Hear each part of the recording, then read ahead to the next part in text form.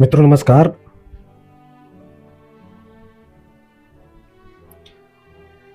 रूस के राष्ट्रपति पुतिन भारत पहुंच चुके हैं।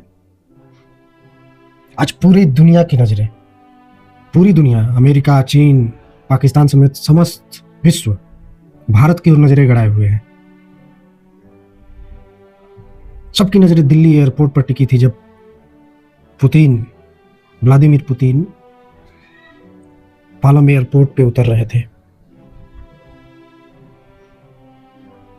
खास बात यह है कि खुद भारत के प्रधानमंत्री नरेंद्र मोदी ने एयरपोर्ट जाकर उनका स्वागत किया, तमाम जो प्रोटोकॉल है उसको तोड़ते हुए।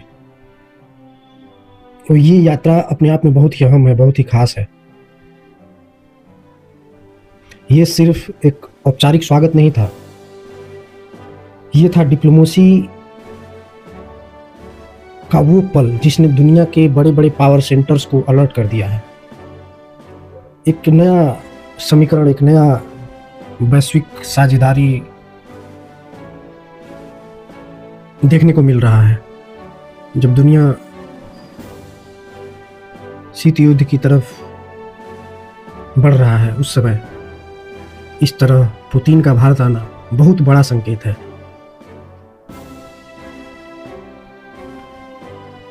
तो सबसे बड़ा सवाल यह है कि आखिर पुतिन भारत क्यों आए हैं।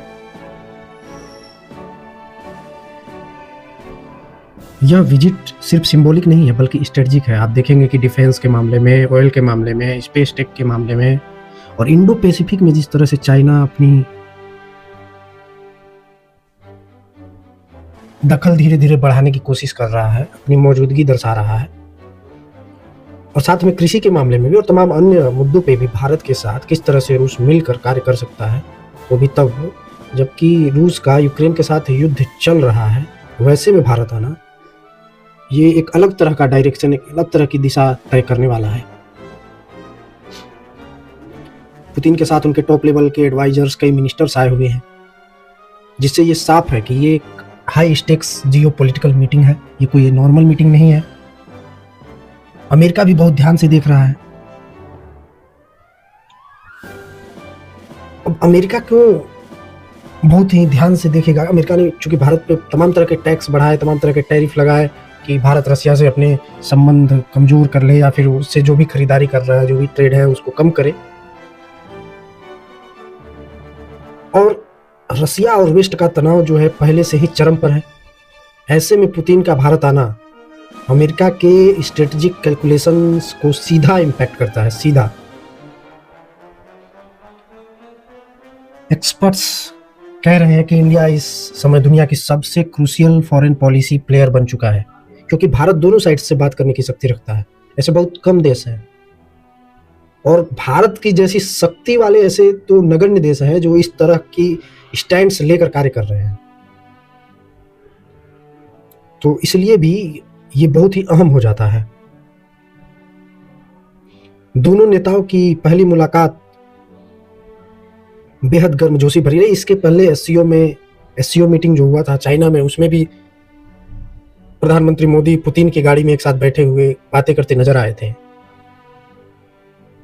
और जो सूत्रों की माने तो S-400 सिस्टम की डिलीवरी टाइमलाइन, रूपी रूबल ट्रेड मैकेनिज्म, चूंकि रसिया पे कई तरह के प्रतिबंध लगा दिए गए हैं, डॉलर में वो ट्रेड नहीं कर सकता है, कई तरह की दिक्कतें हैं उसके सामने। तो इस मुद्दे को ध्यान में रखते हुए रूपी रूबल ट्रेड मैकेनिज्म पे भी बात, सस्ते रशियन ऑयल की नई डील्स, एनर्जी कॉरिडोर का नया blueprint, space and nuclear cooperation, और यूक्रेन वार पर भारत की न्यूट्रल डिप्लोमेसी। यूक्रेन वार पे भारत किस तरह से अपने पक्ष को रखेगा, ये भी दिलचस्प होगा। सुखोई 57 की भी बात हो रही है, उसकी भी काफी चर्चाएं तेज हैं। अब जियोपॉलिटिकल एक्सपर्ट्स इसे हिस्टोरिक विजिट कह रहे हैं। क्यों? क्योंकि अभी दुनिया तीन तरफ बटी हुई है। एक तरफ यूएस ब्लॉक है, एक तरफ चाइना ब्लॉक है, और एक तरफ इंडिया जैसा देश जो दोनों पक्षों को बैलेंस करने की कोशिश कर रहा है। और ऐसे वक्त पर पुतिन का इंडिया आना बताता है कि भारत ग्लोबल पावर शिफ्ट में एक सेंट्रल रोल निभा रहा है। ये विजिट भारत को 3 बड़ी ताकतें देता है: global negotiation power, energy security और डिफेंस पार्टनरशिप। और रसिया के साथ इंडिया का डिफेंस पार्टनरशिप एक लंबा पार्टनरशिप है, बहुत स्टेबल है, बहुत रिलायबल है, टेक्नोलॉजी ट्रांसफ़र में बहुत ही क्रेडिबिलिटी है इसकी। और दोस्तों ये सिर्फ शुरुआत है, आने वाले 24 घंटों में कौन से बड़े ऐलान होंगे, कौन सी नई डील्स होंगी और दुनिया कैसे रिएक्ट करेगी,